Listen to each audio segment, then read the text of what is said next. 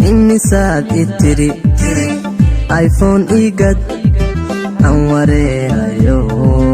والولا عدلي runtii dib fara badan oo ka jiray oo dadka shacabka lagu kacashay oo shacabka runtii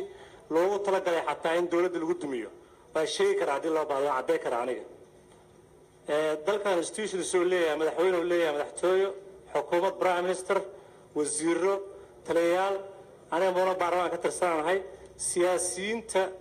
isku dayay barnaamijkan lugtii galiyeen waxaan leeyahay arrintaas arrin qalad ay heeday waxaan rabaa qof waliba shaqada uu leeyahay in lagu ogaado inta haddaan uu gudbo sababta aan sidaa u leeyahay waxaan ogahay shirarka la qabtay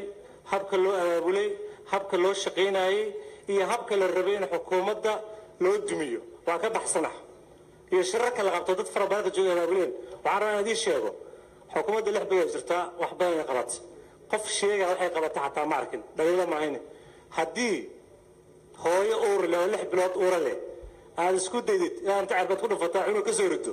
adigana waxaa ku sugaa cunuga 3 bilood banaan ku risid ilaa cunuga barmajooro noqonaa moogtaha marka waxaan ka digaa in laga fiirsado in siyaasadda looga faa'iideysto in ama shakhsiyaad target gareeyo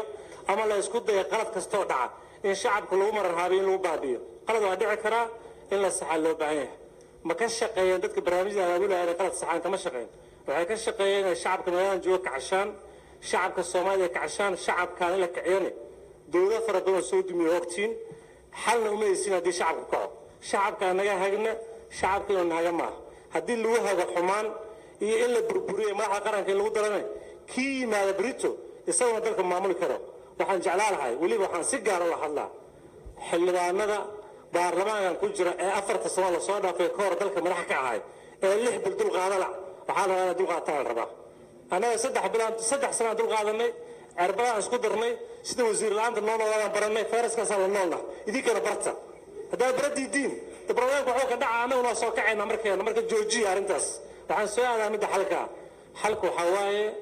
saakaan isku nimiday halkaas aan fariisanay guddoonkaana la joogay waxaan isku daynaa xal aadno runta xalku waa la diidanaa aadno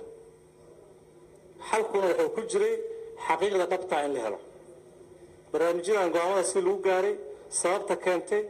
mas'uuliyad dadka iska lahay waa la diidan lahayd waxaa la baarlamaanka tagaynaa waa doodaynaa shacabkana ogaana shacabka maanta waan ogaada doodeen go'aanka laga gaaraa guddoonka baarlamaanka u dhaafo maasantiin والولا عدلي إني ساد أرس أنتقو درعي سنا أنا أنك قبي